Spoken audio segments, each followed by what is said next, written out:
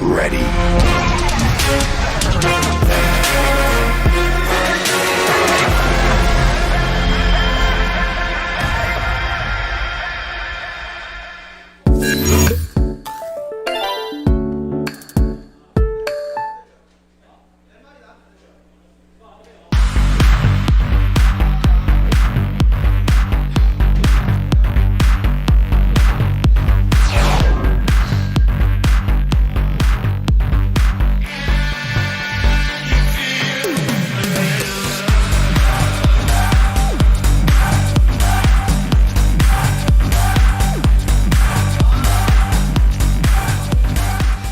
Welcome back, everybody, to more of the KeSPA Cup 2018. You're joining us on the first day of this entire 11-day tournament. We're here in the round of 16. We did just finish the MVP versus GC Busan Rising Star matchup. GC Busan able to take the 2-0 victory. Will be going up against the winner of Jin Green Wings or Reverse Gaming. But now we're going to jump into Hanwha Life Esports versus KEG Seoul.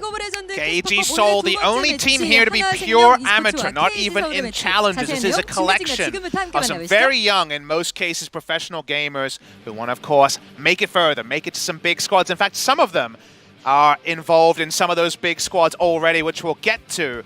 But cool to have another matchup here, and again, one of those matchups that will never happen again. This KG squad, the KG squad kind of cycles every year. This is the squad that went over to IESF and won that tournament as Team Korea. So it's pretty cool to have them together, but now they're against the big boys. Now they're against the LCK.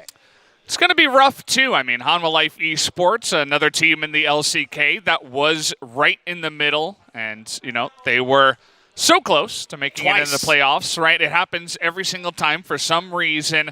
And a lot of roster swaps on their side. They keep Lava, Sangyun, and Key, but then they mix it up in the top lane. Some subs there in the jungle and mid as well. I feel like overall their roster has improved. Maybe that can bring them to 5th place, 4th place, around that level in the LCK, but they still got to prove it here in the KeSPA Cup first. The way I look at it, they still have a 10-man roster. They had one last year, but they kind of were always going to stick with Sangyun and Key, and now they have 6 players in the other roles that could start for a lot of the teams in the LCK. They have a very interesting squad. Speaking of interesting, they're going to actually not be starting with Lava, as you might imagine. It will be Tempt in the mid lane previously of BBQ Oliver's. Bono was on BBQ Oliver's as well. He will be the starting jungler, at least for game number 1. And So-On, who was the Jin top laner in the last couple of years, will be the starting top. That means Tal, Mujin, and Lava are on the bench. I could definitely see them being subbed in for game number 2, win or loss, because this will really probably be more of an exhibition-style game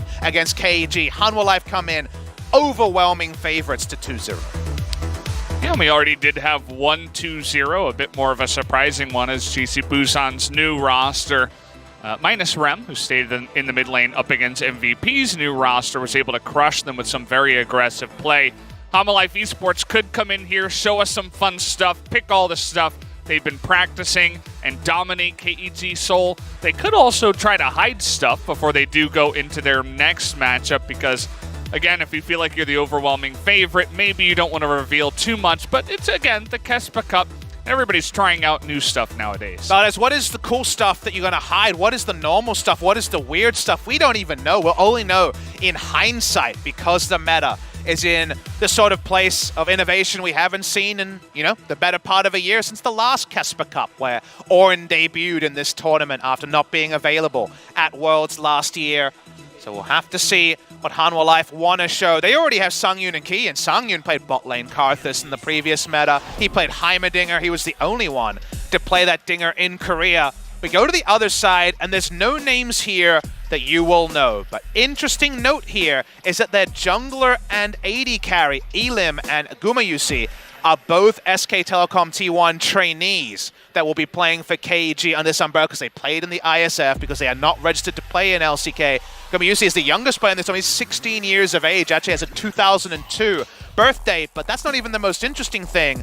You will know more about this than I, Valdez, but he's actually the brother of famous StarCraft 2 pro gamer Innovation and SK Telecom T1 standby in StarCraft 2.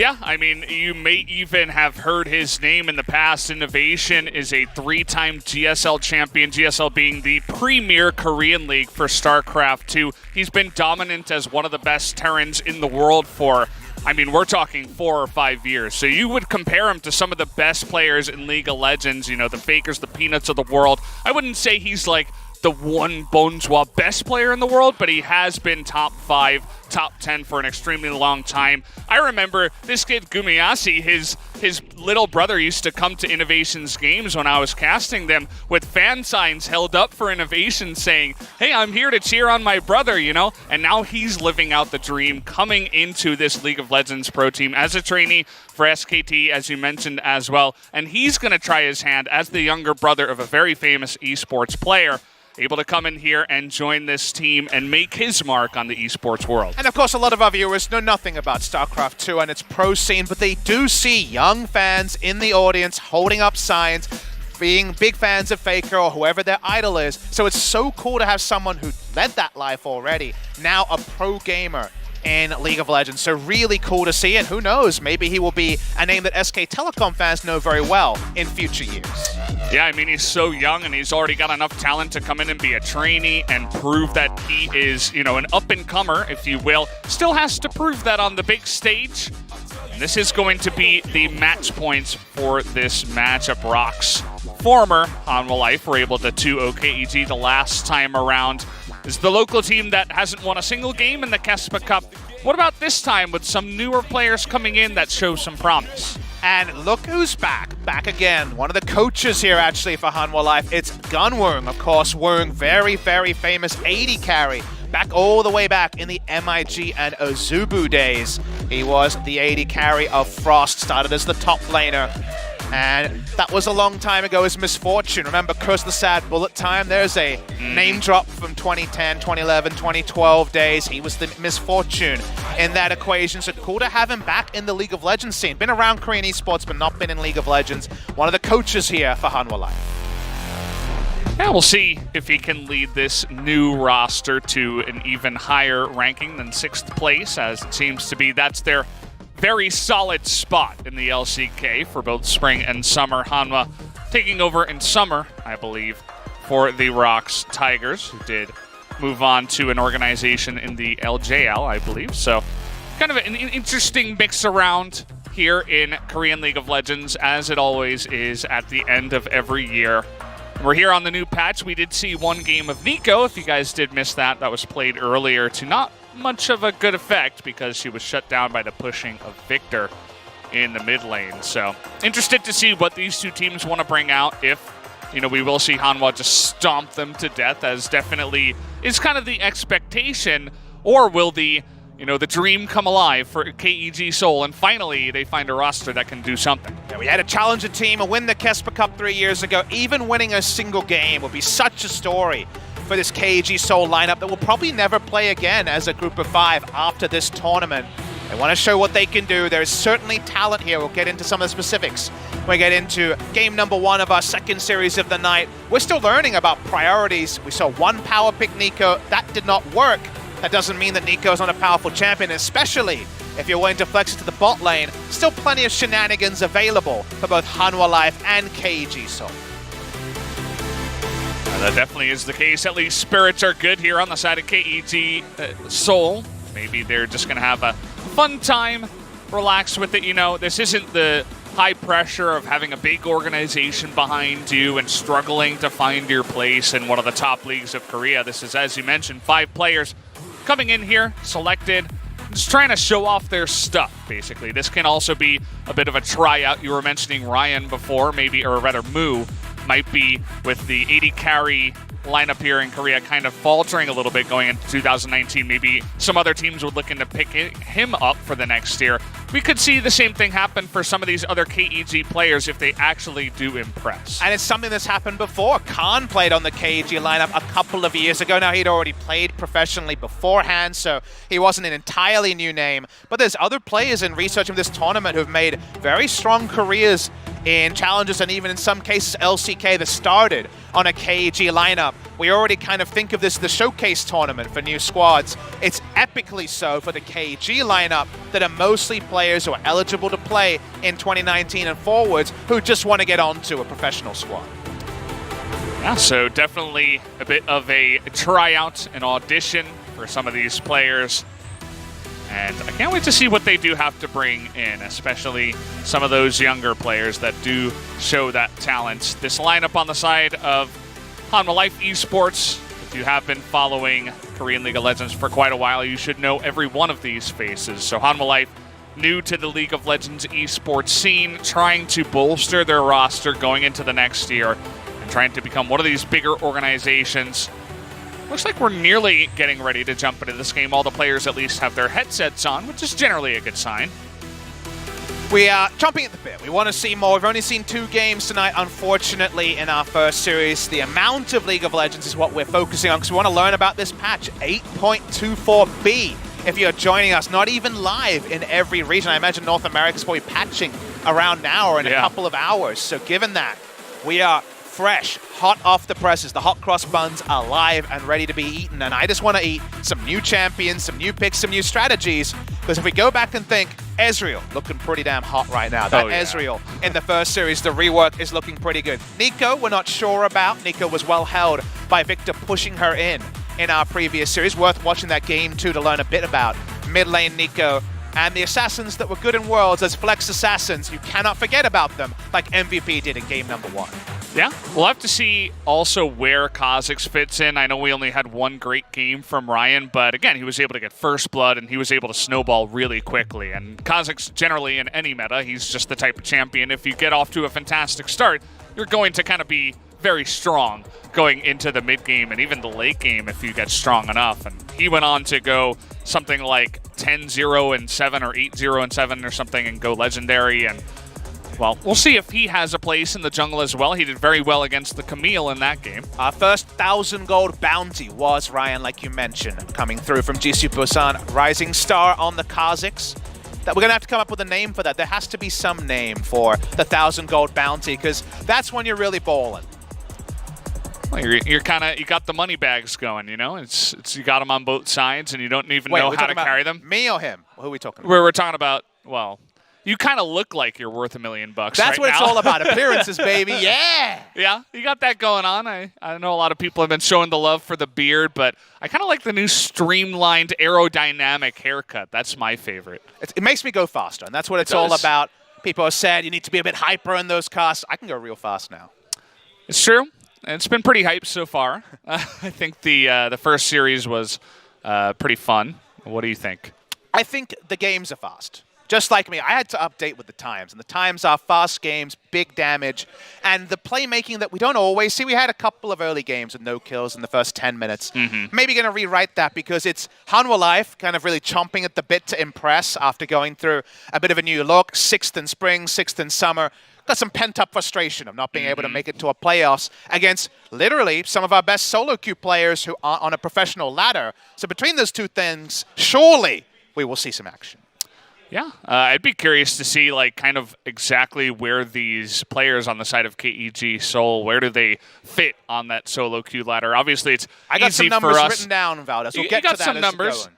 but you know, it's easy for us to find the pro gamers because they're actually registered with OPGG. They have their accounts on there, right? They have their license? Yeah, I mean, basically. Not like before, with though. OPGG. So apparently, I mean, you, again, know more about this, keeping up the StarCraft trend. That used to be a actual registration, right? You had to become a registered pro gamer to play in StarCraft tournaments. Yeah, there was a tournament. I forget exactly what the name was, but basically you could only earn your license if you win that tournament. And obviously StarCraft 2 is one-on-one, so it's a lot easier to set up that kind of big tournament with, you know, 400 players.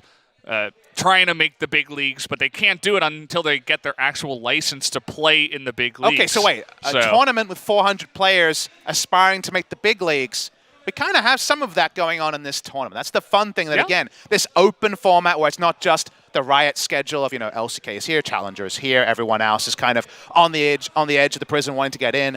This is not that. This is very much an open playing field. A lot of players here are professional. A lot of players here aspiring professionals like KEG.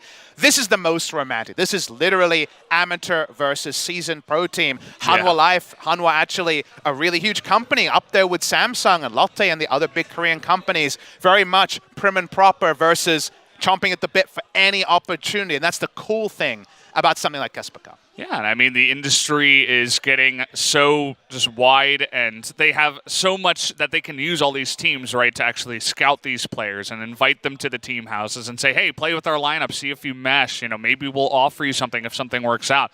Maybe some of these players were right on that edge where they were being contacted by some of these teams, but they couldn't quite make it, and so they made it to KGS Seoul instead, and this is kind of like another chance to just show your stuff on the big stage. I mean, if a Hanhwa Life player gets solo killed by a KG player, remember Hanhwa Life already announced they wanted 15 players.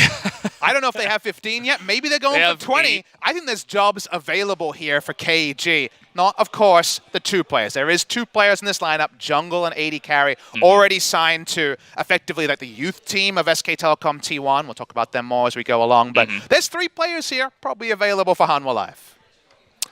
Yeah, so we're right now we're getting the hearing that one of the players is feeling a bit of lag. So even though they can't really figure it out right now, Technical issue. Yeah, technically no lag is what they're saying. Afrika saying that it's not our fault. Technically there's no lag, but the one player's saying it. So what we're announcing is more podcast time. Is what we're announcing. We've decided the game. People don't really want the game. They want to hear us talking, and that's why we'll give you as much of that as possible. We have a lot of experience doing this now. I don't know what it is, but sometimes in League of Legends you have these long pauses. It's the language of our game. Esports is the language of pauses. Valdez happens in all of them. We'll get there eventually. At least when the game started, they've been going straight through. Smooth as she likes. The weather forecast for now. We're getting there. We're getting there. Yeah, not necessarily cloudy. We're kind of going through a rainy patch right now, but there's sun on the opposite side once the clouds pass through, and we'll get into the games and we'll show off all the new stuff that we have in League of Legends. I just want to, get into the games, Papa. We're going to get there soon, and maybe I'll use this time to jump over to my notes because I did some research on the KG players in particular. To me, the ones I'm looking at are the top laner and mid laner, Doran and Ilim. Now, Doran is debuting a new name. He's gone under previous names on the KG roster previously. He didn't play at ISF. The ISF roster was 4 players in a different top.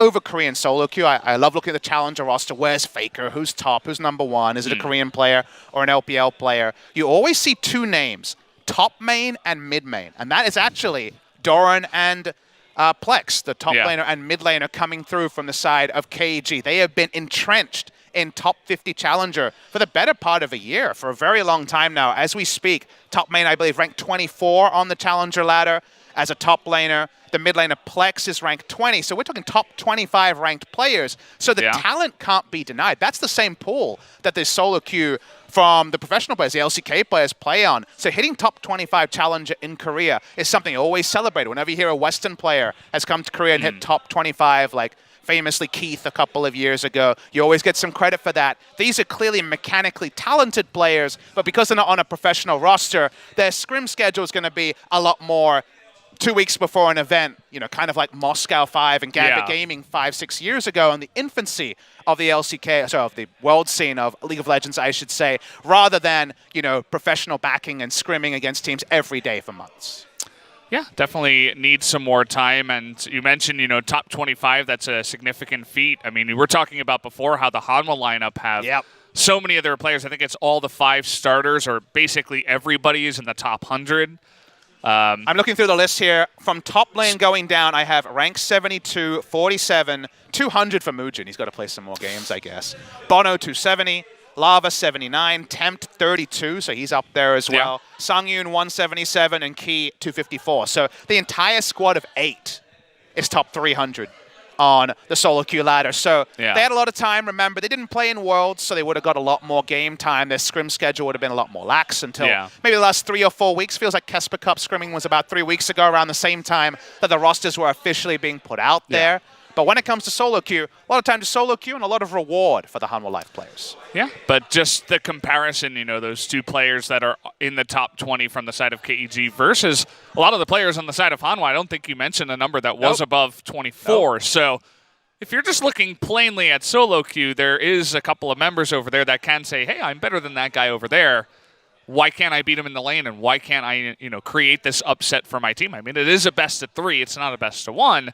This could happen. And we don't talk about kind of the keyboard warriors or kind of that aspect of League of Legends much because it's always professional teams. Yeah. But this is going to be a bit personal. This is going to be players that really are solo queue generals coming in and facing off against a pro team. We already saw that in our previous matchup, as we say hello to one of the staff here, the team that played a bit more solo queue meta with the 3 assassins. It was Aatrox on the top side. It was Kha'Zix in the jungle, mid lane Akali. They went on and snowballed a victory. Again, we still think about it compared to other tournaments where the amateur team has kind of 0% chance against the pro team. I still think KG comes in 5 to 10% to win a game and less to win the series, but amazing things, dreams do happen.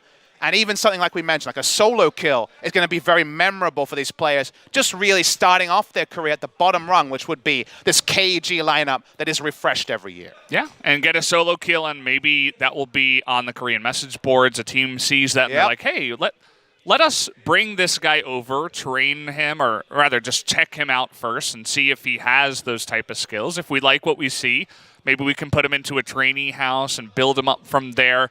Right, so you mentioned just the one solo kill. That can be something good for your pride, but it also could mean the start of your career for any of these guys. And honestly, when it comes to Korean League of Legends, obviously there's been a lot of players that have gone overseas and LCK and Challengers. You might say there was already 150 players playing or something like that. The difference now is that, think about all those roster acquisitions. It feels like 7 out of 10 at minimum have a 10-man roster. Yeah. When it comes to LCK, we know Hanwha has 15. We know that SKT has at least 12 because they have 10 players. And now we know also about Ilim and the AD carry here, Gumayusi, coming through. They're on their youth roster. Yeah. Think about how many Korean players' full-time job is League of Legends. We're getting to really big numbers. It's not quite 100 LCK plus 50 Challenger, but it's probably way more than 150 overall because some of the Challenger rosters have 10-man rosters as well. So given that, you're going to come to a point where the Challenger roster, the top 200, is just 200 pro players. And that's so cool for an industry that's still building, that's still growing, that more and more people can invest everything, not just their weekends, not just their evenings, like a lot of us watching this stream and talking now when it comes to playing the game. These many people can actually just play the entire time. And that is such an awesome thing to see for an esport that has been established for a long time now, but still has room to grow. Definitely still does. I mean, League of Legends is actually becoming one of the older games here in esports, and that's a good thing, right? Sometimes you see older games kind of fizzle out, and unfortunately, people stop playing them or whatever, but say what you will about League of Legends, I mean, we're still going strong. What is it, 9 years later, basically, from the alpha stages in 2009? Like, we still have this game that is basically the biggest game in the world in terms of esports and in terms of what it brings to the stage and what Riot has set up with all of their Worlds events and stuff and all the people watching around the world. Like, we're still here 9 years later and still going strong, so that's a really good sign. Getting a small update that they're playing around with monitors and other settings, so just trying to get you guys ready for this series number 2, and I'm not really interested in any mudslinging matches because, there's numbers out there, this is bigger than that. The greater than wars don't interest me. What interests me is that League of Legends, on so many different levels, collegiate and down, so many people are playing this game at the competitive level. So whether it's the biggest esport, it's definitely the most esport because when it comes to viewable hours of, for many different levels, right? LCK, Challenger, Amateur, Collegiate, around the world. There's so much League of Legends being played that probably has to be something there. You know what they say where if you follow the smoke, there has to be fire near it. This is exactly what's happening with League of Legends, and that's a good sign for everybody involved and why tournaments like this are so much fun. Yeah, and I feel like it's been mostly grassroots, right? Riot has been leading the charge, but it's been slowly growing rather than, I don't want to call any companies out or anything like that, but some companies are like, we have $5 bajillion for esports. Please play our game and make esports a thing for our game too because we want to be cool like everybody else. at the top level of esports. Hey, we League of have Legends and Riot are kind of just, you know, important, trudging along, doing it right. Important footnote here. We are freelance casters, so if you got those $5 bajillion, like, I mean, we could definitely help you out. Yeah, I mean, no offense. No offense to anyone out there watching, but we cast a wide net as freelance casters, Valdez. Not a small net, the wide net. True. As wide as we can stretch it. Yep. Not just in Korea, as far as it goes. Far and wide, Valdez. You were doing esports in Dubai not long ago. Yeah, I was. Casting some what League other of Legends game event was that? And hosting some other, it was one of their new modes. It definitely had to do with Battle Royale, one of the biggest. You gotta do what you gotta do as a freelance caster. Just like we have to fill, as the game is hopefully just around the corner. I'm excited to see it. We managed to actually start on time, despite there being 30-minute delay. Sorry about that one, guys. If you join us for the whole stream, hope we've kept you entertained as much as possible on YouTube. And also those of you joining us on Africa TV's own platform. That is, of course, much more pop on the Korean side. Lots of pro gamers stream on that one for Africa TV. It's why SK Telecom kind of registering with Twitch was such a big news thing, because otherwise it was kind of Africa TV as the mecca of Korean esports. Yeah, and like if Faker was streaming on a platform like that, maybe it doesn't get as many foreign viewers, so it's kind of interesting to see where these players do go out and stream. But I mean, Africa making their global site and really making the push to the global side of things is also really cool to see. So you can watch us there if you'd like, or on YouTube. This is where we're casting this tournament. I wave to everybody, YouTube viewers, Africa TV viewers. We Looks like love maybe you we're okay. equally. What are you checking out there, Valdez? What's behind us? I noticed a bunch of refs kind of moving out of the way, and so I think maybe we're all right, guys. It ready might to be go. Clearing up. Now, we're not 100% sure. We're being the weather reporter here. Like, oh, it looks fine. Yeah. I don't really know what's going to happen, but just like a weather reporter, Kind of like my casting. Guys, something's going to happen. You well, know, that guy died real good. It's funny because actually on the English side of things, compared to the Korean side, we are much more in the realm of winging it and, just seeing what happens, right? Oh, so, it sounds like we're going to end the winging, though, Valdez. Yeah, we're going to fly straight into pick and bans. Here we are. Wow, look at that timing. Nailed it. Oh, the chemistry was beautiful. Okay, well, League of Legends, I forgot that's why we were here. KEG Seoul, the pickup team versus Hanwha Life Esports. 6th place in spring, 6th place in summer of the LCK. We'll open up with a LeBlanc ban. In fact, Lava is probably the more famous of the two LeBlanc players on Hanwha Life, but he is not starting. Look at the names in the top right. If you're expecting the same Hanwha Life Esports that finished 6th, you'll be surprised. So1, previously of Jinair. Bono, he was on BBQ Oliver's. Tempt, the BBQ Oliver's mid laner. Sangyun and Key, the same duo lane, will return. See a lot more focus on some of those assassin-y picks and aggressive picks, even the Xin Zhao being focused down here by KEG Seoul. And Aatrox and LeBlanc also taken off the table here. So1 definitely one of those guys that can get pretty aggressive up into the top lane. I want to see what kind of pick he goes for. Cassiopeia, though, we were mentioning, still very strong even after the 8.24B nerf, and is going to be taken away. Sangyun's frustrated that he has to ban it because, of course, Sangyun is one of our noted awesome dude, or off-roll AD carry players. Loves to play Karthus bot lane, Heimerdinger in the bot lane. But the flexibility is powerful, and we've already outlined during the pregame there are some very mechanically talented, gifted players. Look no further than the solo lanes of KG. But they're still going to be taken off comfort wherever possible. Akali also taken away. In terms of what feels like a solo queue pick and ban, this is what you see a lot in terms of solo queue in Korea. But look at this. Our first Lucian is going to be coming out here. He was banned in game number 1 of the last series, but not in the second series, or rather the second game of the last series. So finally we do see it picked here when it wasn't banned. Just one of the most dominant choices when it comes to the marksman, the bot side. So maybe the strongest patch AD carry in Lucian is a nice thing for KG Seoul to pick up. Seeing how Hanwha Life will respond, because the first pick Lucian is a surprise to no one. They're going to start here. Notice that Aurelia is available through the bans this time around. Has seen a lot of attention in our first couple of games. A lot of people chatting about Aurelia and how broken she can be despite kind of chain nerfs over time. We'll see if there is going to be the first round priority, because first round Thresh It may not be Snowflower, he's on KT roster now, but Key is known to have a mean Thresh as well, and that Aurelia is at least going to be hovered.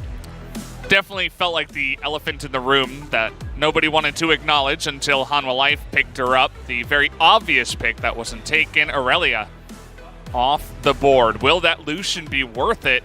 Let's see what they want to put alongside of that Lucian. You were talking about their strong solo laners. Now might be a time to focus on some solo lane picks. But Hanwha Life have done their research. One pick I want to point out for Plex, the mid laner here. Mid main on the Challenger a couple of days ago at least was ranked 20 in GM.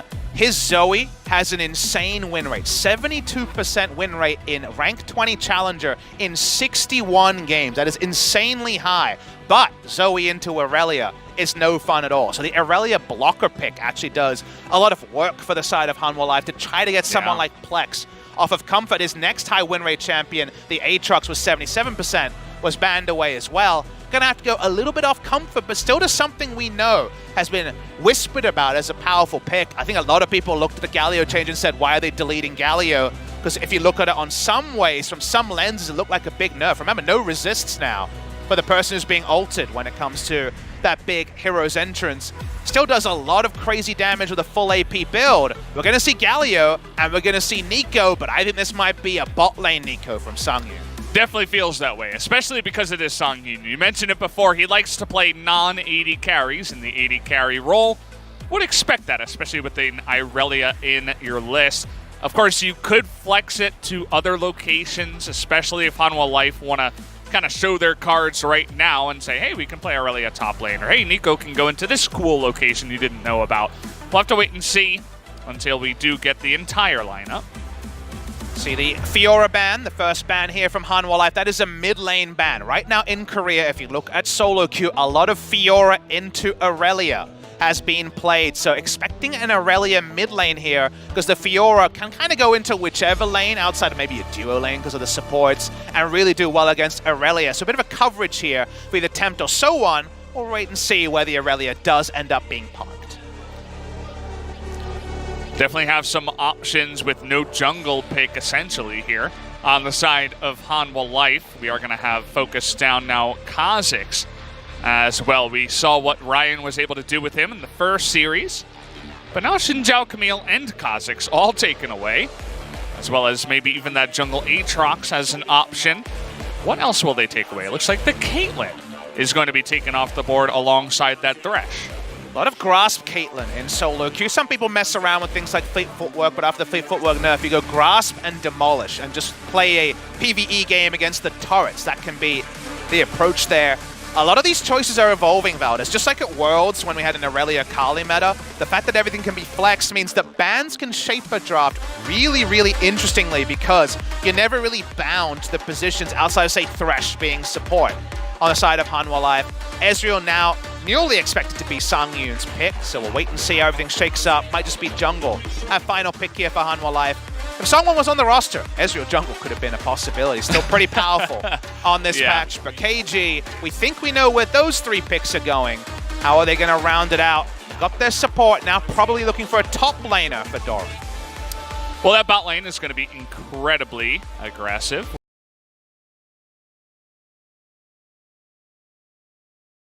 Thresh and the Ezreal, but what is going to be that top laner? Looks like maybe another tank alongside the Galio here with the Urgot being hovered for now.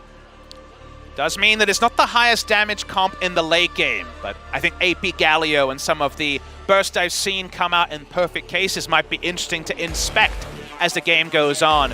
Jungle, what we're thinking we're going to be seeing from Hanwha Life with the last pick here. A couple of different options here, but we know that the top tiers have been banned away throughout the course of the draft from KG. So Bono's first game on Hanwha Life, remember, starting over Mujin for game number 1. It will be the Gragas, something both these junglers have been practicing. Bono is desperate for a professional victory. Since the start of summer, he has not won a single professional game. Got some victories with BBQ in the spring season, but summer onwards, this would be the first, and it'll be much later than he would have hoped. Well, he's going to be on that Gragas up against the Lee Sin. We'll see if he can hold back Elim from the jungle on the side of KEG. But You're mentioning that Galio, he kind of trims some of the fat as well. You're not the only one, Papa Smith. He's really fast now as well. He does a lot of burst damage, but also he'll be up in your face really quick with some of the buffs he's received. The Justice Punch looks like it's being played in fast. It looks like the game is bugged because you just have seen it move at a certain speed ever since the change, and now it just vrooms along 400 units faster in that dash. That'll be fun to watch. However, it's Nico versus a Galio whose wave clear was what the Nurse were focused on. He still does a lot of damage and can lock people down, but his wave clear is slower. Will this time we see Tempt unleashed on the map compared to our previous series where Nico was caught on the turret and couldn't make those same roaming plays that Nico really makes a name with? Yeah, we were talking about the flex picks, and it looked like perhaps Aurelio was going to be the one that goes into the mid lane, but the second they saw the Galio for the mid lane on the side of KEG, immediately they pick up that Nico. So they must be comfortable with this matchup and know something about this. Of course, these are two champions that are played a lot in solo queue nowadays with the changes to Galio, and of course Nico being the new champion. Definitely something that he would have practiced in scrims. I want to see him pushing that Galio and actually make this Nico look strong because, I mean, I've seen it happen on the ladder. I want to see it happen in competitive. So we're going to jump into the interview with our coach from Hanhwa Life. 모두 완료됐습니다. 첫 번째 세트 뱀픽을 마치고 난 후 하나생명 e스포츠의 호진석 코치님과 얘기 나눠보겠습니다. 안녕하세요, 코치님. 네, 안녕하세요. 네, 먼저 간단하게 인사 부탁드릴까요?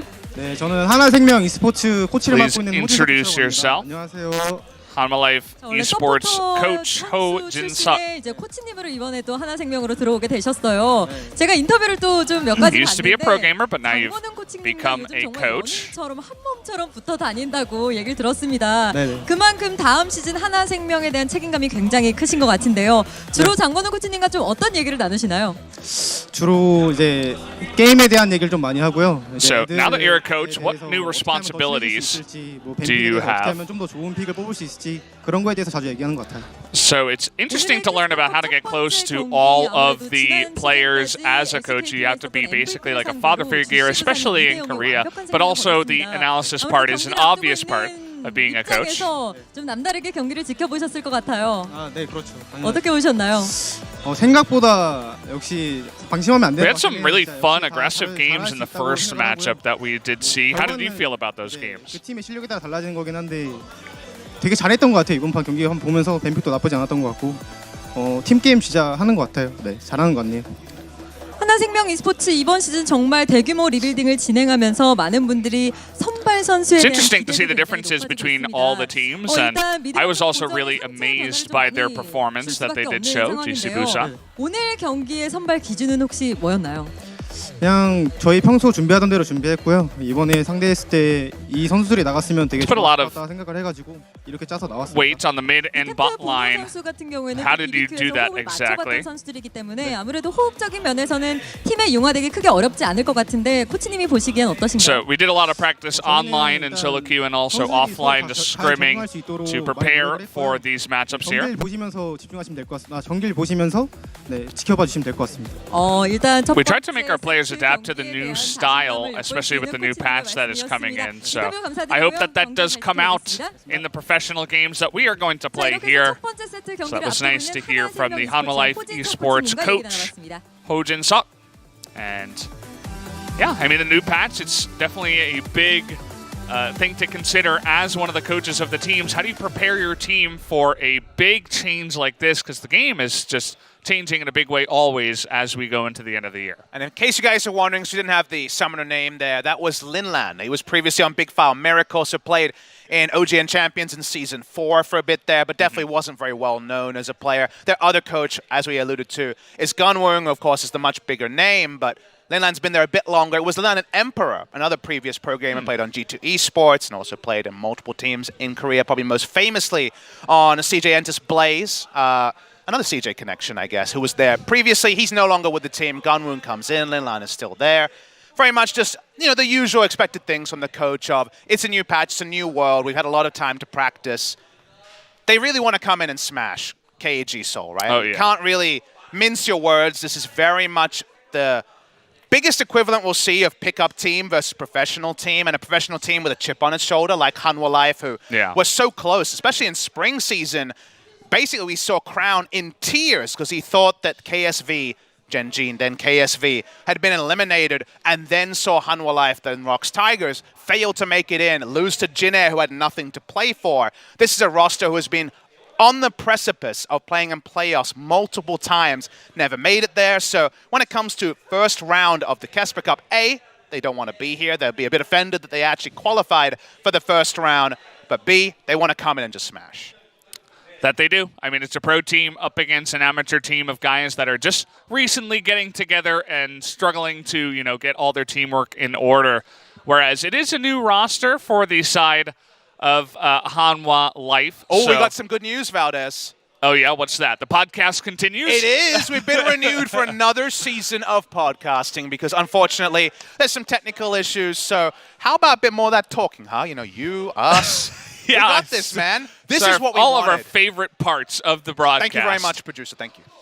We got what we wanted. Yeah. We got more to talk about. We don't have to talk about League of Legends because there's no further League of Legends to discuss. Still hasn't started. Yeah, you know, kind of gone through everything, I think, what it means to be here and all that stuff. How did it feel to see the new Papa in the mirror as it was happening? So it was pretty intense because I went to a new barber on recommendation of a friend of ours, StarCraft caster, and many other game casters, Wolf Schroeder.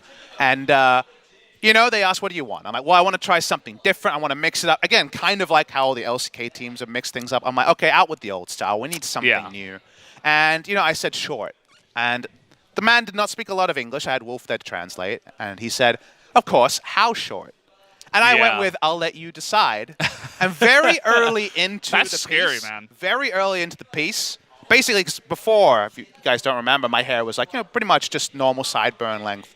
Yeah. He started off basically not quite where it got to, but here, and then like drawing a line around my head and then cutting it off. And we've all had a haircut, and at that haircut, you're always, if you're going for a change, thinking, can I cover this up? Like, how long is this going to take to grow out? Yeah. 5 minutes into this haircut, there was no saving the haircut. We were going in. We were going deep chopped with off this half of haircut. it already. Exactly. We had already committed. And I'm, you know, what is the new meta? Hard committal. That's what you have to do. No second guessing. Get in there and burst someone. Well, my hair was burst. It was burst down very, very quickly. But credit to the guy. I think it really came out. Yeah. Came out nicely. Yeah, but he still, knew what he was doing. It took 2 hours and 20 minutes. Never done a haircut that has been more than 25 minutes. What? Yep. Haircut and beard. 2 hours, 20 minutes. 2 hours, 20 minutes later, I sit there. How is that even And possible? as you can imagine, Val, I don't know if you've ever had like a mane shaved off or like what your biggest kind of haircut history was, but Not with this level something of, like that, with this level of change, you really do look at it and you're like, that's just not me, right? It's a new person. So there's no real way to give a review when you're done. Like when you finish your meal on Yelp, you can give it 5 stars, 4 stars. When your haircut is entirely changed, your presentation's entirely changed, you're just kind of bemused. You're like, did I enter the Twilight Zone? Yeah. That's kind of how I felt. Was this a after big that one. mistake or not? You definitely have to like crowdsource. Like you need your Rotten Tomatoes Yeah. for your hair review. You know, you need to go to 10 people and be like, am I screwed now? Like, what's happening here? But thankfully, I mean, basically everybody that you showed, I remember I saw you just a couple of days ago. I was like, wow, this is awesome, actually. But isn't it you know? scary that until you get to like the 7th person, True. you're still like, all right, 6 people have lied to me. Number 7, like what we got here. You So- just know that everybody's going to immediately have a first Oh, impression and judge you. Yep. You know, Oh, yeah. we're all close friends, and we're going to tell you what we think. If I thought it was really bad, I'd be like, I don't know, mate. Like that's I probably wouldn't say mate, but I don't know about that. But yeah, but I don't no, know what it you're wasn't saying. like that at all. I don't know what you're saying behind my back. I wasn't, you know, I'm not there for all of your life. You might have 99% of your life just like, just, No, you know. we don't have a secret group chat where we make fun of your hair or anything like Yeah, that. we don't have one for you to make fun of you either. Yeah, no, it's That doesn't exist. not a thing. So Definitely. we only have that one group chat where we say nice things. That's Yeah, the yeah, only yeah. one. There's no direct messages either. We only speak in the group chat. True. That's the way it should be, you know? Everybody should know exactly what's going on. Yep. Nobody talking behind each other's backs. None. Yeah. None at all. What? Don't look at me. Look at them. Look at them. They're the viewers. We gotta Yeah, true. celebrate Yeah. with the viewers. I wonder what they think. It's funny. It's funny when the pro gamers they get into the games against like players that used to be on their team and players that they used to play with a long time ago or that they've been around together for a long time, maybe rivals or stuff like that, and see them like how they interact and Yep. how they do that stuff. Actually, Ashley Kong, I think Yes. is her Twitter. But she's really awesome at like covering some of that stuff and translating it, and just showing that. Obviously, there was the most recent one, I guess, with Faker and Peanut, and Faker's like, "Oh well, you hit me. I have to I have to kill you now." And then it looked like he was smashing. I didn't actually see that game, but it's just so fun to have. Yeah, like, it's really 10 cool. streams thrown up around like 11:30 p.m. Korean Standard Time. Obviously, adjust your time zones as needs be. A couple of hours from now. And just 10 players coming in, all of them, because SKT got basically known players everywhere. Lots of interesting players come in. And the hijinks you get out of that are always very funny because all the Korean players, compared to, say, NA, where they're doing very much the in-house meta, solo queue, Korea's always been very prideful on that one. Of course, we get the LPL players, the LMS players. You get a lot of other players coming in. You get some stacked games, and when you have that many people streaming, you're not going to miss out on the stacked game. Somebody of the 10 is going to be involved in that game, and it's just so fun to watch. Yeah, so, there's the sound back. Everything's I was fine wondering over here. about that. Don't worry, we're also doing really well. Like, no technical issues at all. Everything's wonderful. Yeah, got the good headsets, the Sennheisers. Yeah. That, it's pretty much the standard for esports. If you we mentioned we were freelancers before, so a little bit of insight. If you go to like a totally new gig and you get there and it's like not a Sennheiser, I'm like, what does this mean for the broadcast? You know, like not just my own headset, but if we're skimping on the the main thing that like always needs to be there basically for the best sound quality for a broadcast. Why don't we shout out what does Wolf? That mean? Well, one of Wolf's most evergreen statements to me was, "I know it's real when I put on the Sennheiser." Yeah, exactly. That is the marks. If you're a freelance caster out there and you get your first pair of Sennheisers, these really sick ones. I don't have the model number It's right always this one, though. I know. We know what they look like. We come in and we see this, LCK? we're like, yeah. LCK, Sennheisers. Riot Games, Sennheisers. These are the ones. Always. So, guys, if you roll up to that esports event, you're a freelance caster, you're not sure, your suit doesn't necessarily fit on that day. If the Sennheisers go on, that's real, baby. It's real. Regardless of anything else, doesn't matter where you are or what's happening, the Sennheisers make it real. And trust me, there have been some gigs where you get there and it's like, oh, it's a hand mic with no headset, and we're not, going out to the crowd. What if this is a bit of an issue? Can I hear my co-caster? What if it's that a kind of Sennheiser hand mic? Maybe that's the hand mic of all. If you are like the Korean broadcast with you're the main broadcast that's going out to the stage. Yeah, I mean, why not do hand mics sometimes? Maybe they look better. But in our case, we're generally in Korea. The English broadcast is the secondary one that goes out to, YouTube, Africa, Twitch, and stuff like that. It's good to make sure that we can hear each other and put on the best broadcast possible. So, guys, we do have the champions up on screen. I suppose that means that the PC has been fixed, and or maybe we're just remembering the pick ban that was a while ago. Yeah, I think you might be right. As I look behind me, and all of a sudden the monitor is upside down. Definitely some interesting things happening here. You don't know what settings he plays with. What if that were actually a thing? That would be crazy. He's like, yeah, I get better FPS this way. Wait, have you tried it? I haven't tried it. I mean, has anybody? I'm willing to get more FPS whatever way I can. Imagine if you had to learn the game upside down just because that was your way. I bet some people have the stream muted because like, oh, these idiots are talking again. They think the game's starting right now. Yeah. Little do they know, the game may actually There's someone out there for still be waiting to start. So guys, we debated you well. Of course, the debated emote is a Twitch thing. So unfortunately, you can still type it if you want. People would know what they're talking about. I think they might be typing it. I think they might, in fact, go that way. Yeah. It could happen. I'd have to expect it. Do you know anybody that plays with inverted mouse? Is that a thing, even? In League? Yeah. No, I don't. I don't know about it for League. Obviously, a lot of people use it for, like, flying controls and car controls, but... Or even, like, shooting games and stuff like that. Yeah, you do see it in FPS. I used to use it with Halo, but I was, like, a young kid and I didn't know anything, so... I think... So, like... I have... my brother's a pilot, so... Yeah. I've definitely, like... I know enough about flying controls that inverted makes sense. That's how the pilot actually flies, but outside of that, no, I've never actually done that, thankfully. Yeah. It does feel a bit like an affliction when someone's like, I invert my controls. Like, oh. Remember when you're playing Halo and you're at a LAN party and then someone's like, oh, sorry, I need to go to the menu and invert the controls. I mean, that was You me. groan instantly. Did everyone groan? Yeah, of course, all the time. Did you feel like an outsider? Well, the thing was, in our group, there was at least, 2 or 3 other people that also had it that way, so it didn't feel as bad, right? I wasn't singled out as the one person. Sometimes we would make fun of the other people that did it the normal way, and we're like, ha, you don't use inverted controls? Wow, you're really weird. But looking back, I'm just like, no, like... You were the weird one. I can't believe that I actually did that. My brain worked so strangely for those games, but I guess once you get used to that kind of thing, it's what it is. Now let's update that, because there's some people who only know League of Legends. I think, there was that front page Reddit comment that was basically like, I just can't play any other games, I come back to League, and I know that I personally suffer from that, or in some ways excel from that, because I also am very League focused. Let's update that reference, the inverted controls, to a League of Legends reference. Flash on D or flash on F is basically the exact same.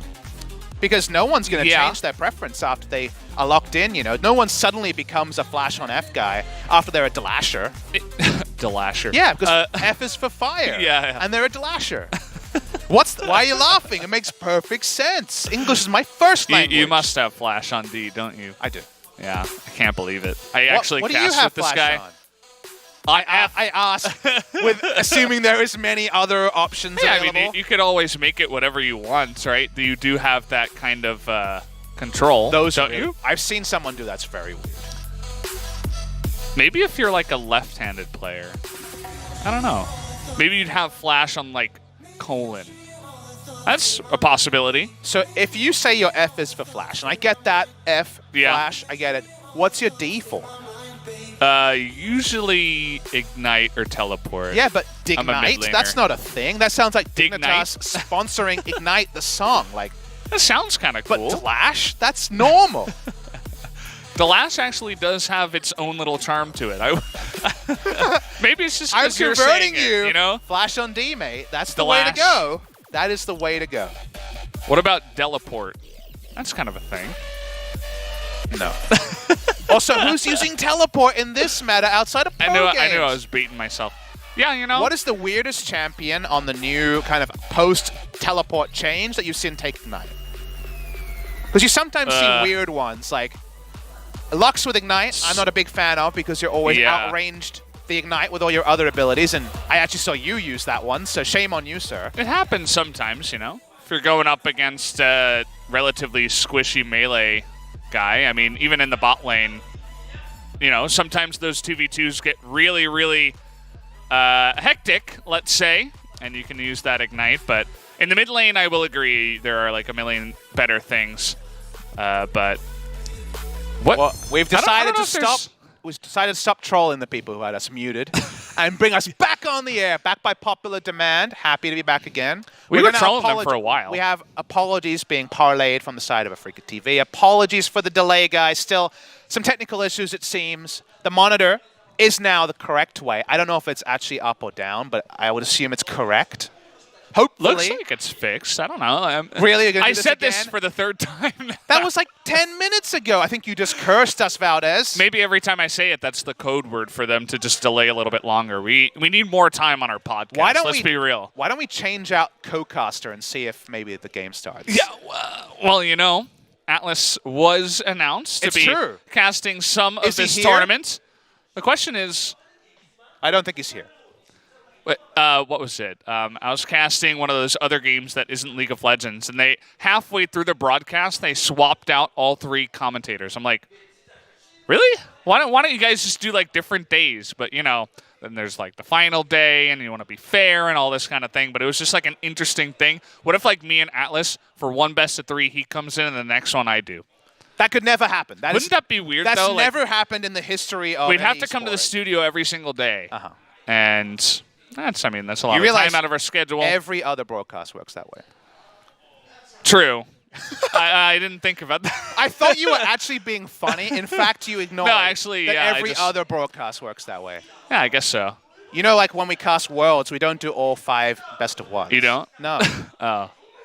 I had never seen it. You know what the flow-on effect is? I actually had a weird moment because when Katie Rolster played at Worlds, the first game they played, I didn't cast that best of 1. Yeah. It was the first game of Yukao's career that I didn't cast. That is weird. I actually felt weird. I felt like one of my babies.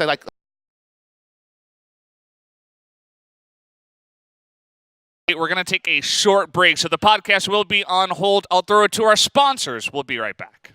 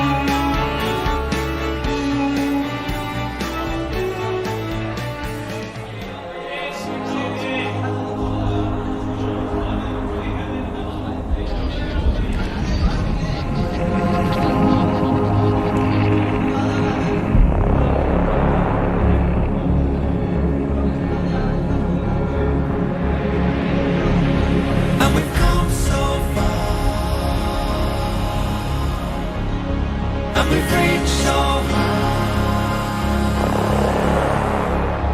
and we've looked each day and night in the eye,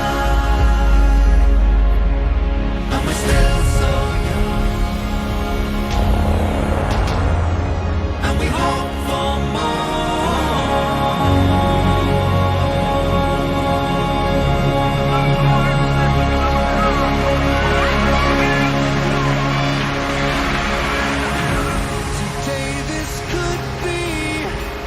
The greatest day of our lives, before it all ends, before we run out of time. Stay close to me,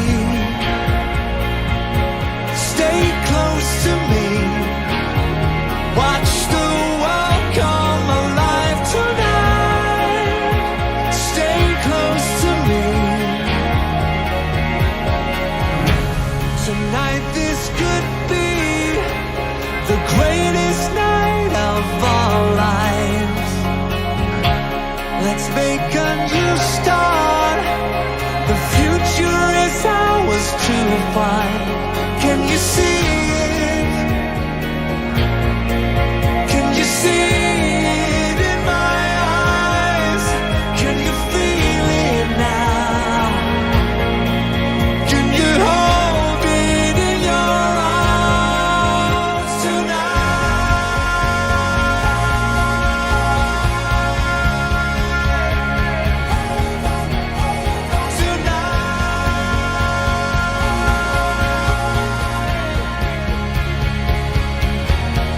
Oh, stay close to me.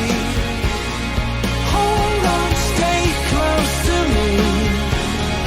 Watch the world come alive tonight. Stay close to me. Oh, hold your head high. Hold on, arms open wide. Yeah, the world starts to come alive when you stay close to me. Today this could be the greatest day of our lives. Today this could be the greatest day of our lives. Okay, I want to see everyone's arms.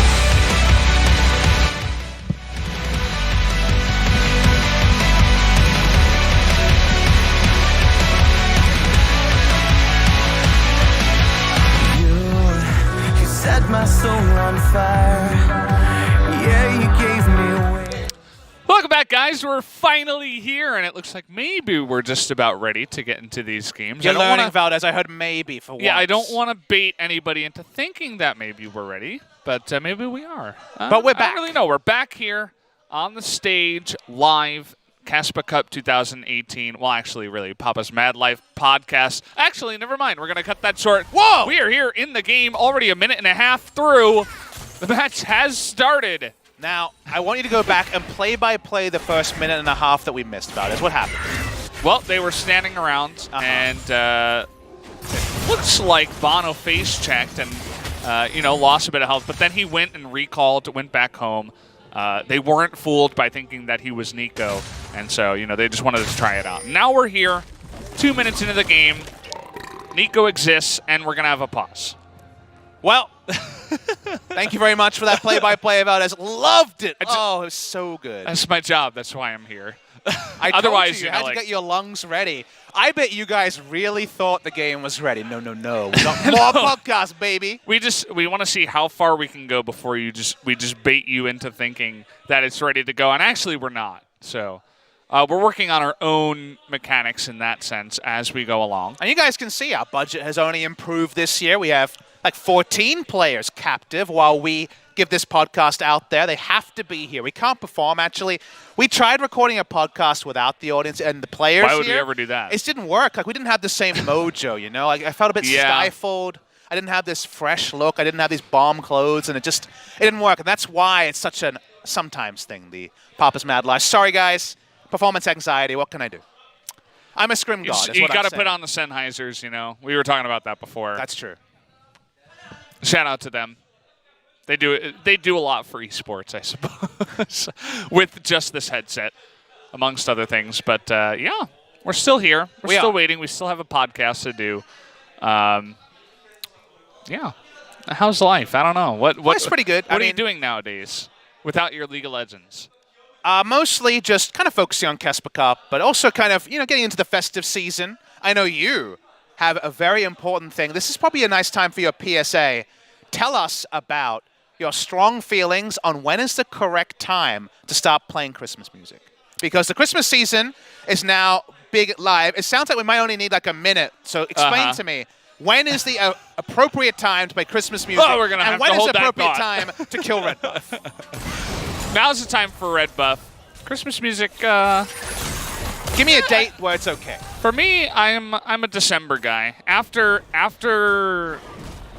I'm like, what's the name of that holiday? After Thanksgiving, I feel like it's okay, but I would rather not. In December, I feel like it's okay. Okay, December 1st, and we're good to go. Yeah. Well, December maybe, 1st, and then after Christmas, maybe you get like 3 days, but no more than that.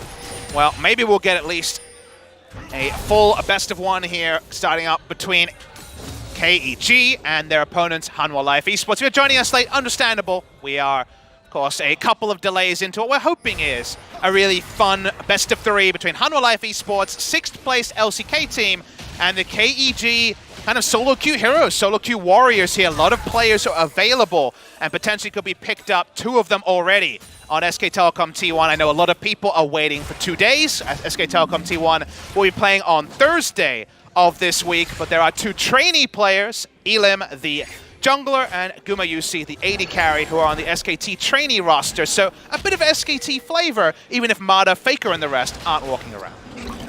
Yeah, first thing I want to point out in this game is look at how aggressive Elim is getting. I mean, he started, looks like blue, went down to red, went immediately over to the bottom side scuttle, tried to even get into his opponent's blue, and now they're going for a gank here onto this Nico. Oh, missed Q there by Elim. That's really unfortunate. Probably would have been the kill there even if Tempt did flash.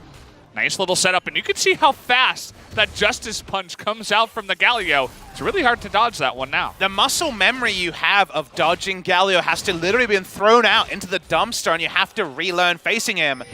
Bono's coming in, but mostly just to help Tempt push out. Those are things that are so hard to retrain, especially if you haven't faced too much Galio recently. The big change, though, the Q just being a AFK wave clear ability does not work as well, because when the 2 gusts actually come together, that Cyclone doesn't do flat damage, so actually much worse at killing minions. But champion damage, it does plenty still, Valdez. I really love how active Elim has been on the map on the Lee Sin. He even skipped finishing all of the Krugs and immediately tried to speed up his route by going in. Look at this now. This is not actually Bono. This is the real Bono over here. Nico just cosplaying for a little bit. Can I just take a minute to appreciate that you called him the real Bono? Yeah. You guys don't know, the first game we had of Bono on BBQ Oliver's, I wove in as many U2 references as possible and played as if he was the real Bono. I mean, now we have a real Bono in a game with Bono. It's great. There's a lot of cool stuff that can come out from Nico, not even in the game, but I saw a great, what would you call it, painting, I guess, digital artwork done where it was Nico as Lux. It was really, really cool stuff. Just the idea that you can have kind of that cosplay champion in the Chameleon. Definitely another great idea from the side of Riot, I'd have to say. Bono's been chilling up here for about 30 seconds now. Hard to find windows to kill an Urgot with summoners up. They're going for it now. Ooh, misses the stun there. Bono still wanted a little love tap on the backside, but other than that, not going to get much. Cool thing about Nico, for you guys who haven't played her or just watched her all that much, you can actually block things with your clone. So if you're really quick, I know the Justice Punch might be a little bit too fast, but you can get that in front of you and have the Galio actually be blocked by that. It works really well against, who is I playing? Oh, Kled. Kled is running at you, just send your clone and you stop his charge entirely. There's a lot of cool stuff worked into her kit that you wouldn't really know at first glance, but it definitely has a lot of utility in that W. It's cool that you bring that up because that's a mechanic that was removed from the game recently because the only other champion who could do that was LeBlanc with her global clone. It ended up being used in pro play mostly to dodge or to block skill shots. So cool that mechanic's back. There is one champion who can pull off dodges in that fashion. Seeing a bit of a rotation here to the mid lane. Worth noting that if you're Bono, you really hate these lanes to gank, specifically mid and top. It's Urgot and Galio, tanky, able to escape even better now, the Galio with the increased travel dash speed onto the Justice Punch. So very, very impervious lanes to gank. Meanwhile, LM is definitely going to be making his left shortly because he's about 2 camps away from level 6. It's being, once again, very aggressive. The pings are coming in because he did just close down that, or shut down that control ward. But look at this, Bono and his clone coming in here, looking for the Lee Sin. They think 100% he's on red buff, but actually what turned out to be, what looked to be aggression out of Elam was actually just great read by him to say, hey, they probably think I'm going to go into the red buff. I'm actually not going to. That's too risky. Doesn't go for it and actually just ends up one step ahead of Bono. I gotta say, Gragas is one of the easier champions to tell which one the real one is. The one that doesn't drink alcohol is the real one, guys. Unfortunately, when you copy, you are no longer able to ingest any alcohol. He's got one of those genes, you know when you go to a party and I just can't drink. It's a medical thing. Yeah. Actually true if you are Nico doing your Gragas cosplay. Can't really fake being an alcoholic, unfortunately, and probably fortunately in this case. But Bono level 6, you were mentioning some of those lanes that are hard to gank. Maybe you could look towards the bottom side. Lucian and Rakan definitely would like to go forward. If you can catch them there, that would be a couple of guys that you could get on top of. I think on the side of KG, really wanted to play around the side pushing power here with Galio Urgot as a duo, Ignite as a summoner. Even Aurelia is going to find it hard to take down the Urgot at any moment. And I think Gragas is feeling that. They want to get the snowball started and keep Doran an item behind wherever possible to stop the Urgot from being able to push pressure. Urgot himself, well, they're not really doing too much damage to Doran. Yeah, so far, I mean, you take a look at the lanes, and the Nico is slightly ahead right now, Tempt over Plex, but in the top lane is where the biggest discrepancy is. Sowan, once again, proving that even though Doran, he's really high up on the ladder, 24th in the Challenger solo queue, still Sowan turning out to be the better player, at least in this matchup in this game. To me, the side of KG really takes off when they fight around objectives. They're mostly short range, but when they're in formation, getting past them is basically impossible. They want to get the most out of Lucian, soon to be one item, getting this Infernal started, and then when the TPs come in, it's going to take a significant outplay from Hanhwa Live to win a 5v5. Good pushing on the side of KEG.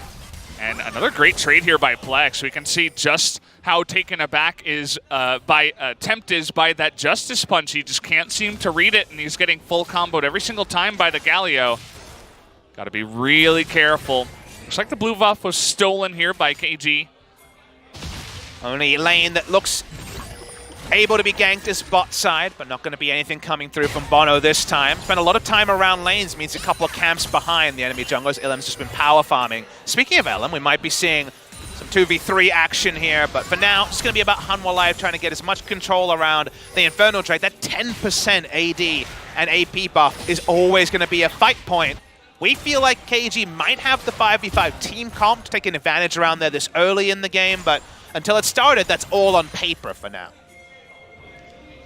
Yeah, still got to wait for it. There's that one sneaky control ward from the side of Hanhwa Life. I suppose it's not that sneaky. It's in the Pixel Brush, which is a very normal spot to put your control ward. But the side of KG have not been able to clear that one out.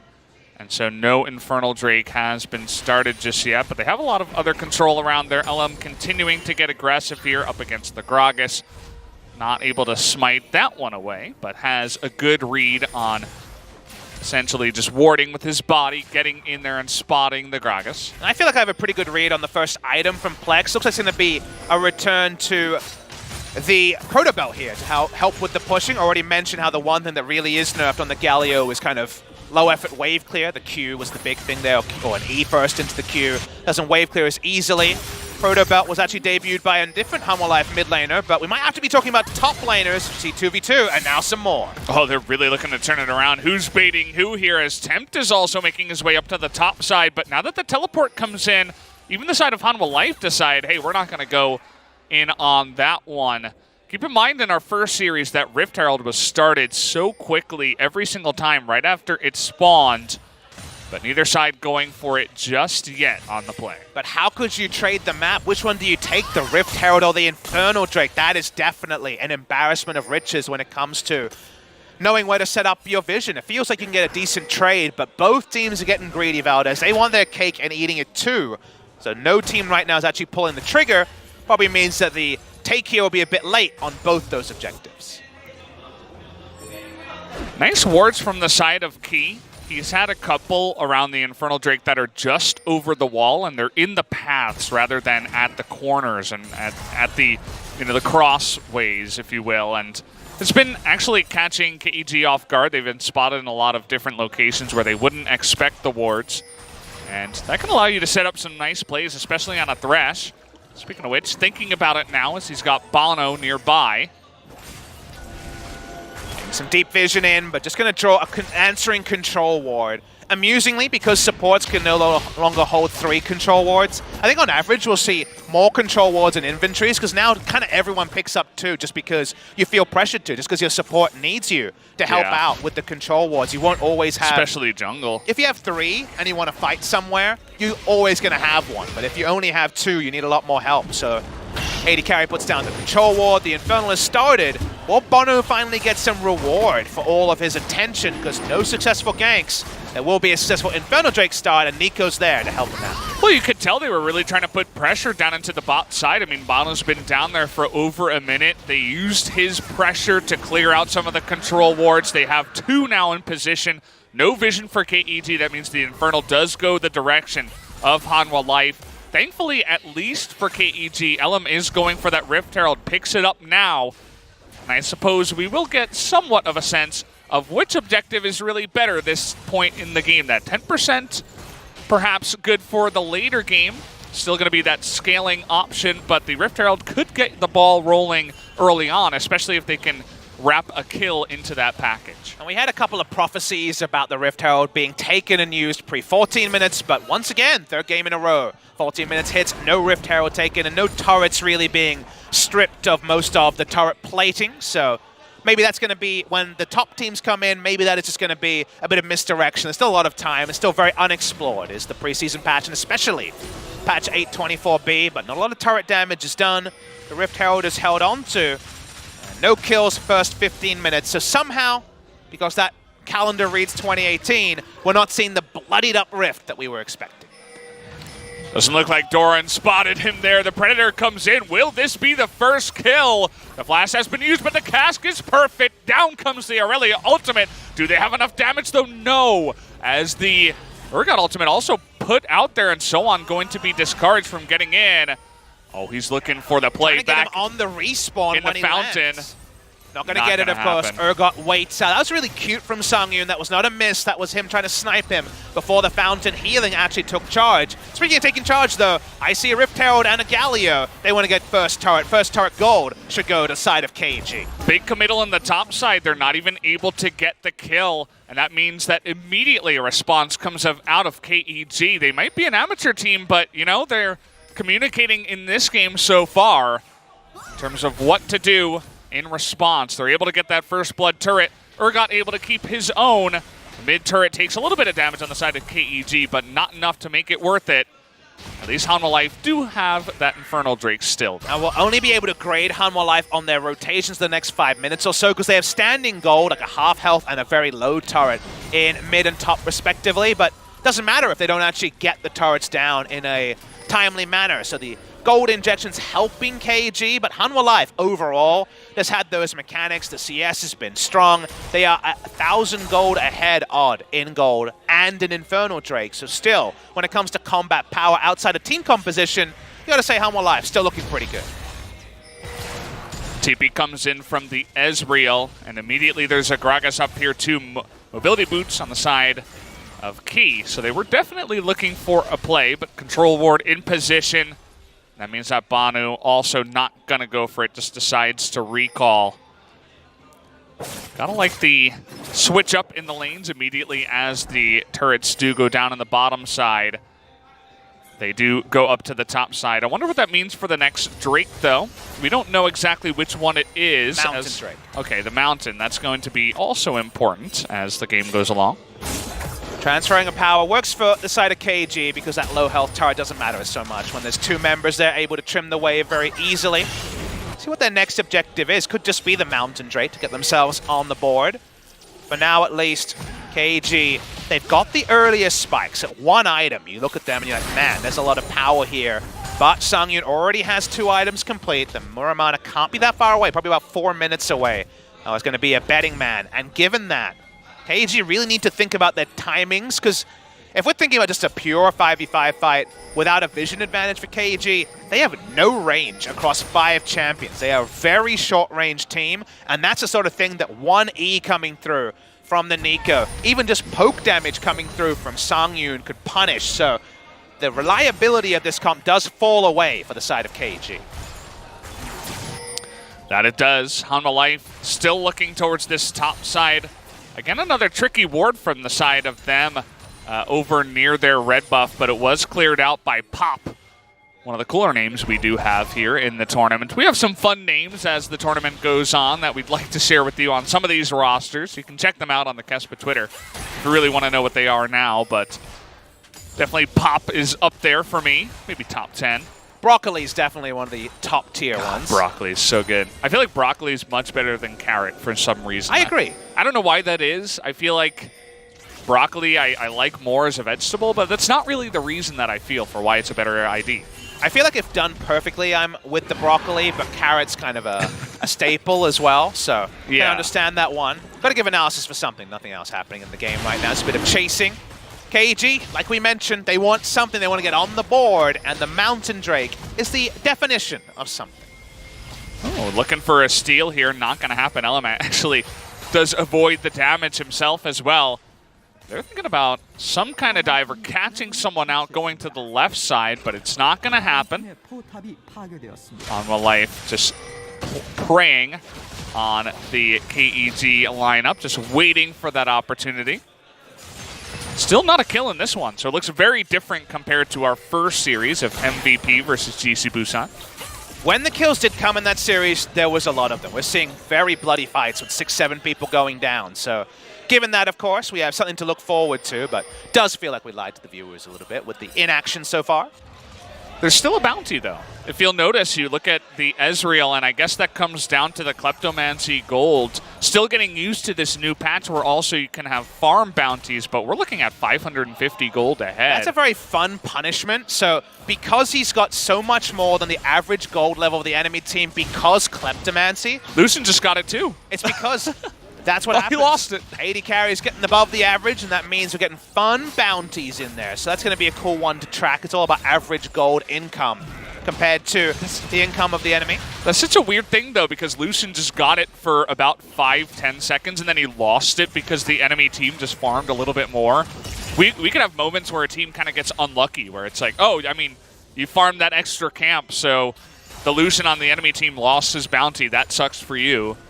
The other cool thing there is that you can't get a bounty above 1,000 gold, but it actually rolls into the next one. So I've seen double 1,000 gold bounties, and you know, we've got things like Flame Horizon and all other cool words. I think when you got the double 1,000 gold bounty, that also needs to have a unique time. Maybe it'll just be the name of the first person we see do it, but a lot of new mechanics in the game as here we go. They got the hook. Finally, they found someone, and okay, he disappeared. That's a lot of damage coming out from even only just the Gragas, who does have a nice chunk of AP. Line that up with an Ezreal and everybody else. That is a weird exhaust, but I suppose he does have Spellbook at least. Just wanted to cycle the exhaust there, the zoning exhaust, as you mentioned. Not a thing to talk about in this case. Slowed him down. I don't know if that Rakan ever existed. Of course, a brittle champion, but that was instant death coming through from the side of Hanhwa Life. This is a lot of map control. It's kind of just been inched together. This is just more solid fallback macro for the side of Hanwha Life because they haven't done anything really significant outside of taking Infernal Drake. The wards elapsed for just a moment and actually grabbed out of the grand entrance is Pop, and well, Pop was some great onomatopoeia for what happened to him in the next second. Yeah. Pop on Pop right there. Everybody was getting in on that one. It was even the ultimate coming through from Songyun was kind of on the edge of that one. The Nico Q as well. And just the full combination from the side of Gragas too. So he disappeared. And we return to this game state where, yeah, a little bit of extra gold goes over to the Gragas, but we're still waiting here for the first big game opener. You know, who's going to get a couple of kills into a Baron? Who's going to go for that big push, catch someone out, and maybe get a couple of turrets? Not really having that just yet. Both of the teams really posturing around each other. Unique angle taken here by KEG. They didn't see them coming in here. Do they have the burst damage? Well, the stopwatch comes in, and they're going to stop him from going into that lantern as a kill is traded back finally. And now Key is going to get ulted here by the Urgot. Maybe a little bit of extra damage will be able to do it. Oh, he mistimes it, but there is the Lee Sin, able to get the kill in the end. Lee Sin going down himself, and now this is turning into a bit of a fiesta. Tempt looking for his own play, gets the root there onto Plex. There's the Pop Blossom. Will it get the damage? Huge AoE damage on the 3 members comes out from Tempt. And Hanwha Life say, go back to where you come from, where the LCK team is able to trade it back in a big way. Short range versus AoE, winner AoE on this particular equation. They're trying to fight while they're strong. Some poke here will stop Doran from actually getting the recall. Bono walks up, Bono goes down, and so does the mid lane outer turret for the side of KEG. Well, we were looking for that one moment to go for a KEG. They found a very cool angle to go through over no wards. The burst damage finally came through, but they definitely went a little bit farther than they needed to. They got the first kill, and they could have just backed off. What objective are you looking for after you chunk out Key? If you're the Lee Sin here, but suddenly Lee Sin gets super bloodthirsty, looking for a style kill. This is your YouTube clip coming in, he thinks, as he goes for the turret dive here, the trainee SKT jungler in Elam, but unfortunately, there was no objective to fight for around that area. They give up a kill. Tempt is now 1-0 and 1, 2 items in, and those entrances get more reliable when the Banshee Veil is complete.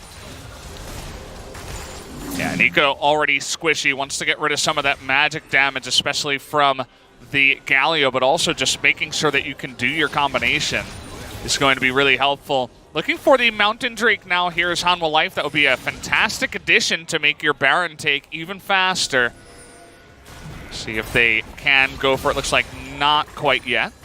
Seems like the issue for the side of KG is that the gold lead is growing bigger and bigger as, honestly, Hanwha Life are happy to keep this game very wide. By that means, play 3 lanes, pick up farm on your Aurelia. You're really confident in her with 2+ items. And KG haven't gotten the fights when they were strongest at 1, 2 items.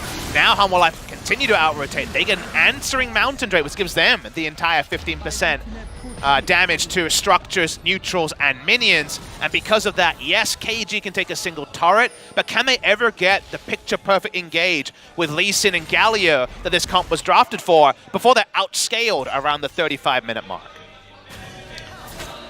Plex here at least able to get up there and take out a turret. You got to take what you can get, essentially. If you know the enemy team is all going to be grouping around that Mountain Drake, might as well take something on the backside, but it's only going to be a small amount of gold that goes their way to keep them just in range of Hanwha Life. We're definitely in the reins, holding the reins of this game, and perfectly in control for now. Seeing a lot of calls. We got the players so close to us. A bit different here with no booze, that we can hear the players so animated about their shot calling here. Of course, it's all still building up to action. We're still seeing the building blocks. We still have not seen the explosive 5v5. Been about kind of trades of skirmishes and picks on the left and right, respectively. Items starting to be complete. Certainly is full AP. Look at this. It's actually the Proto Belt into Morellonomicon on the side of the Galio.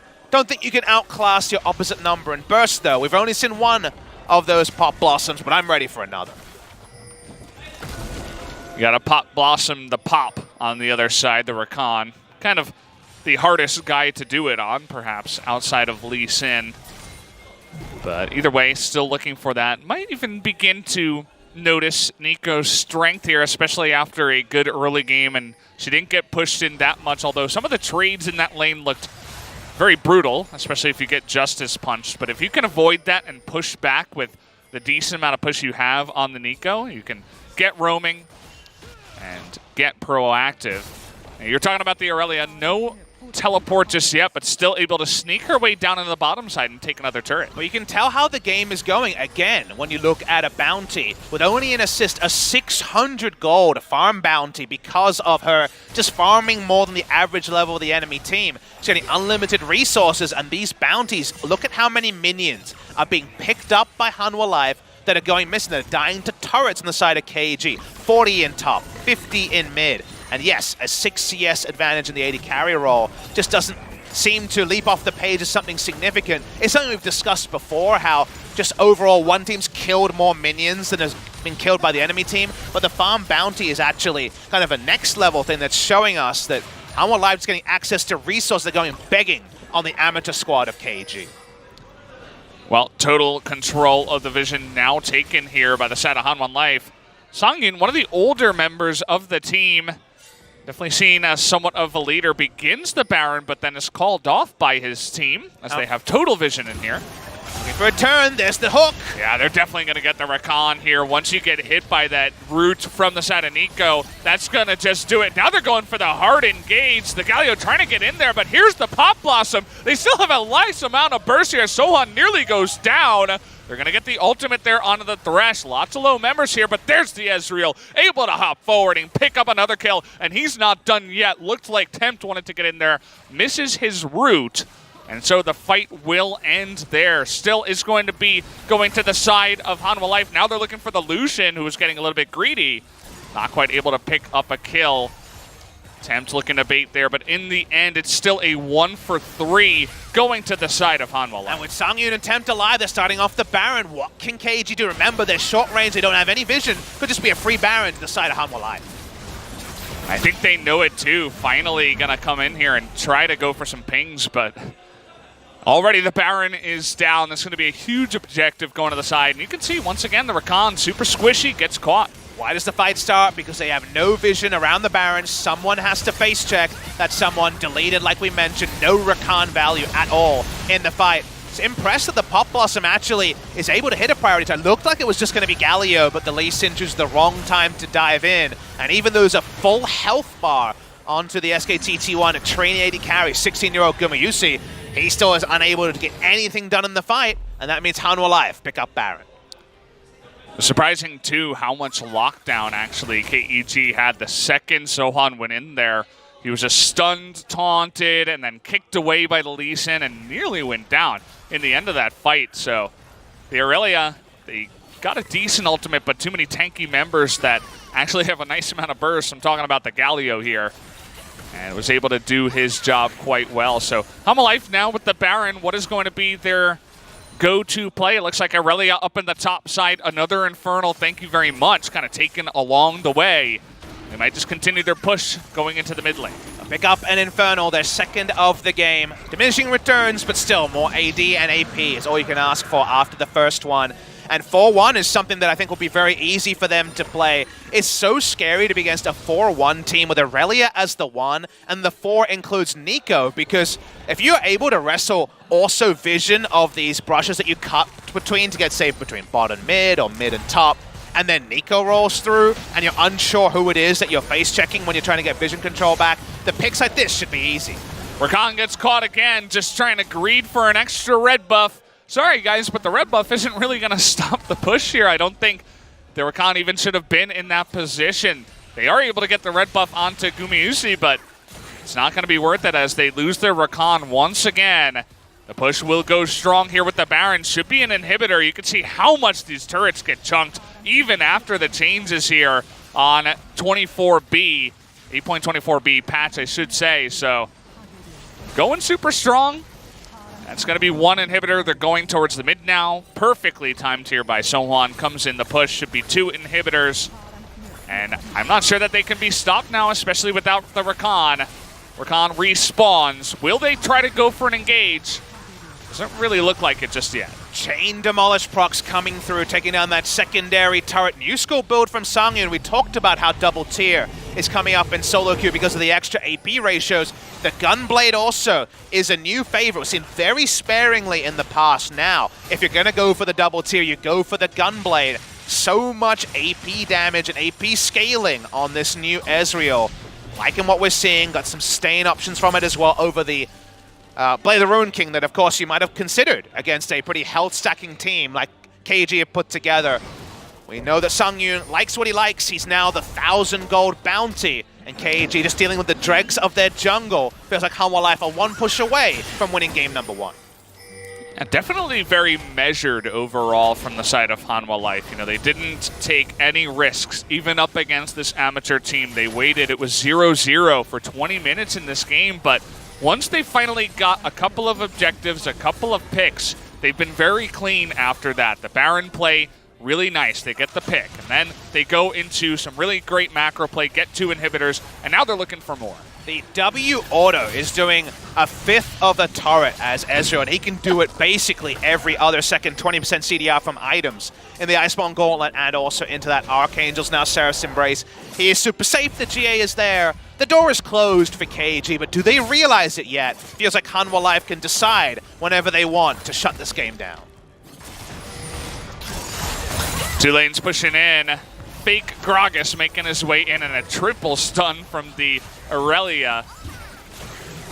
And there's that burst damage onto Pop 2. Doran really trying to make this play. They're not waiting for it, but the hook comes in. And even though that Urgot is super tanky, they're trying to turn it around here. Pop Blossom not really going to hit anyone except the Galio. They do get him down, though, alongside the Rakan.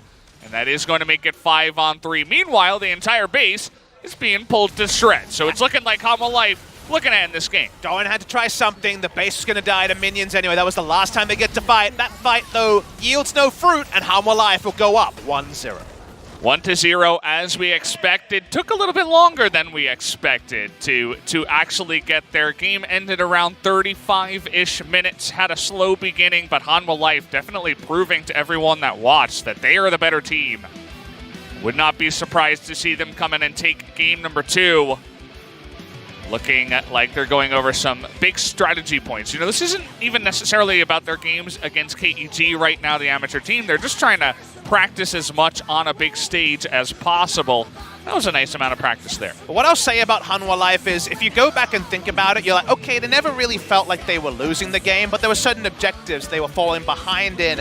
It was we're scaling, we're controlling the game pace, and we're going to win it. And while that looked comfortable against KG Seoul, we just saw World Championships where trying to play the old Korean style of outscale and of wait out, out-sustain does not work. This patch also elevates that to another level. So yes, they pick up the victory and look good doing it, but you have to wonder how much of that was the level of the opponent. Some good individual moments for KG, but macro-wise, you'd have to say Hanwha Life put on a masterclass compared to KG, who were trying to define their style kind of every different minute in the game.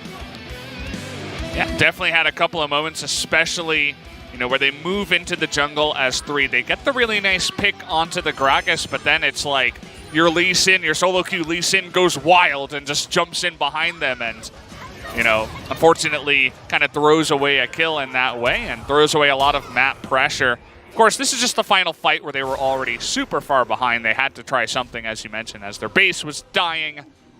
And they lost the fight in a big way. They lost the game. So game 1 goes over to the side of Hanwha Life. KEG, you notice, you know, I suppose that's a coach. You know, they're going to discuss some of what happened in that one. Mostly going to be between the players. But either way, guys, we are going to jump to game 2 after a quick commercial break. We'll be right back.